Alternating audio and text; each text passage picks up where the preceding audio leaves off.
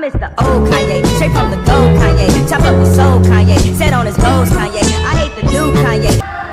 Assalamualaikum warahmatullahi wabarakatuh. Halo semuanya. Perkenalkan, nama saya Dinda Hafiza Dislan dengan NPM 21051600238. Nama saya Aina Hadisti, NPM 2105160239. Nama saya Syafitri Yulansari dengan NPM 2105160241. Jadi di sini kami akan menjelaskan tentang faktor-faktor yang mempengaruhi kurs. Baik, langsung saja ke pembahasannya. Check it out.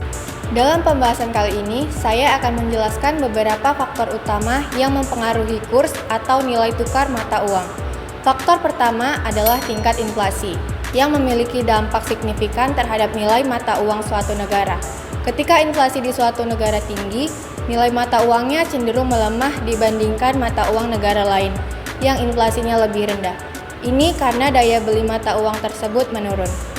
Selain itu, neraca perdagangan juga berperan penting, di mana ketika ekspor lebih besar dari impor, artinya banyak negara lain yang membutuhkan mata uang kita untuk membeli produk kita, sehingga nilai mata uang kita akan menguat.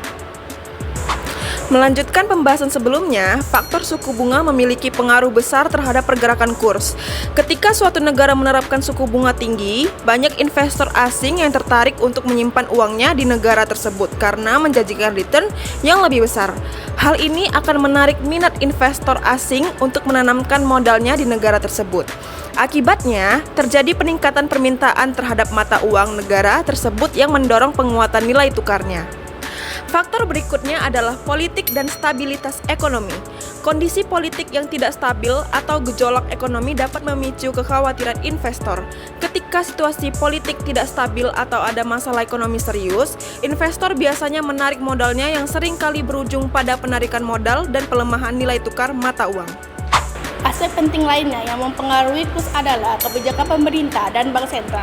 Otoritas moneter dapat melakukan interaksi di pasar valuta asing untuk mengendalikan nilai tukar, misalnya dengan menjual atau membeli cadangan devisa untuk menstabilkan kurs. Hal ini sering dilakukan untuk mencapai target ekonomi tertentu atau menstabilkan nilai tukar. Perlu diingat bahwa semua faktor yang telah disebut bahwa faktor ekonomi maupun non-ekonomi saling berkaitan dengan membentuk suatu sistem yang komplektif. Perubahan pada suatu faktor dapat memicu efek domino yang mempengaruhi faktor-faktor lainnya, sehingga berdampak pada pengaruh nilai tukar secara keseluruhan.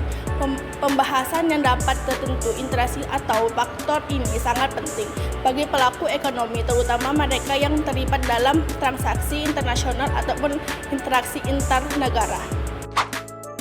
Baik, sekian penjelasan dari kami tentang faktor-faktor yang mempengaruhi kurs. Bila ada salah dan kurang, Kami mohon maaf.